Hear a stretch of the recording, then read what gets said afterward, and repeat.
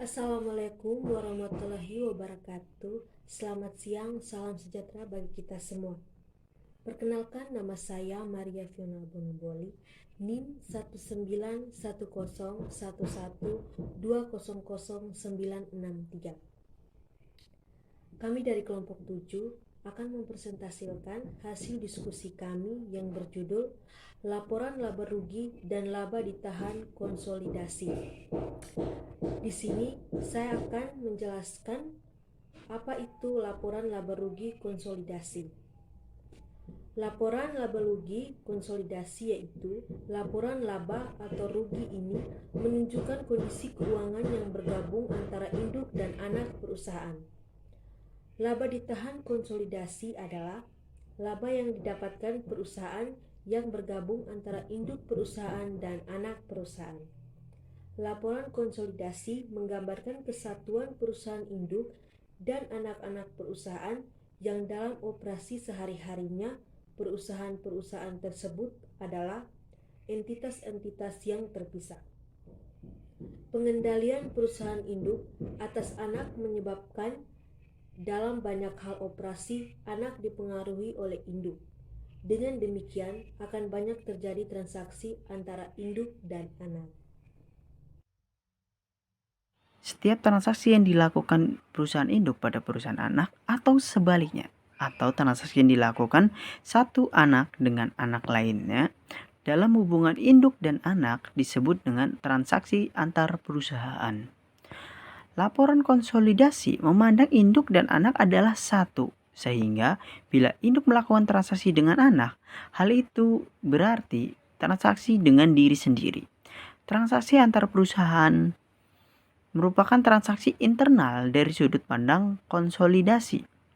Apabila induk melakukan penjualan aset pada anak, misalnya dengan sudut pandang konsolidasi, hal itu sama artinya dengan induk menjual aset pada diri sendiri, sebab anak dan induk adalah satu dalam laporan konsolidasi. Laporan konsolidasi tidak mengakui transaksi-transaksi seperti ini dan menganggap penjualan tersebut semata-mata sebagai pemindahan aset saja. Oleh karena itu, dalam penyusunan kertas kerja konsolidasi, transaksi-transaksi seperti ini harus dieliminasi. Kewajiban penyusunan laporan keuangan konsolidasi muncul sejak terjadinya hubungan induk anak.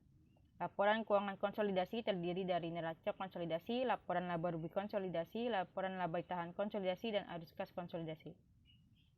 Pada tanggal akuisisi, hanya neraca konsolidasilah yang dapat disusun, sebab laba atau rugi anak menjadi hak induk pada periode setelah akuisisi. Laporan laba rugi dan laporan konsolidasi anak lainnya dikonsolidasi dengan induk satu periode setelah akuisisi. Laporan keuangan konsolidasi diperoleh dari kertas kerja konsolidasi sebagai alat untuk mengeliminasi akun-akun yang berkaitan dengan transaksi antar perusahaan, antara lain 1. Pendapatan dari anak dan laba yang dibagi. 2. Alokasi laba hak-hak saham minoritas. 3. Saldo awal investasi dengan kekayaan anak per 1 Januari. 4. Amortisasi selisih investasi. 5. Hutang piutang sehubungan dengan dividen yang diumumkan oleh anak. Nama saya Adrian Givari, NIM saya 191011200418. Di sini saya akan menjelaskan slide kelima dari presentasi kelompok kami. Perbedaan antara laporan laba rugi konsolidasi dan laporan laba rugi bukan konsolidasi, perusahaan induk disajikan secara rinci, bukan hanya jumlah laba bersihnya. Jika perusahaan induk menjual barang dagangan kepada perusahaan anaknya atau sebaliknya, akan ada pembelian dan penjualan antara perusahaan pada buku terpisah perusahaan induk dan perusahaan anaknya. Saldo pembelian dan penjualan antara perusahaan adalah saldo resiprokal yang harus dieliminasi dalam menyiapkan laporan laba rugi konsolidasi karena saldo-saldo tersebut tidak mewakili pembelian dan penjualan pada pihak-pihak di luar entitas terkonsolidasi. Penyesuaian atas penjualan dan pembelian antara perusahaan mengurangi pendapatan dan beban dengan jumlah yang sama besar, dan karena tidak mempengaruhi laba bersih konsolidasi, jumlah pendapatan dan beban sewa yang resiprokal juga dieliminasi tanpa mempengaruhi laba bersih konsolidasi. Perusahaan menyesuaikan dan eliminasi lainnya muncul dalam menyiapkan laporan laba rugi konsolidasi, di mana tujuan adalah untuk menunjukkan pendapatan bagi perusahaan induk dan perusahaan anaknya, seolah-olah hanya ada satu entitas hukum dan akuntansi. Sekian presentasi dari kelompok kami.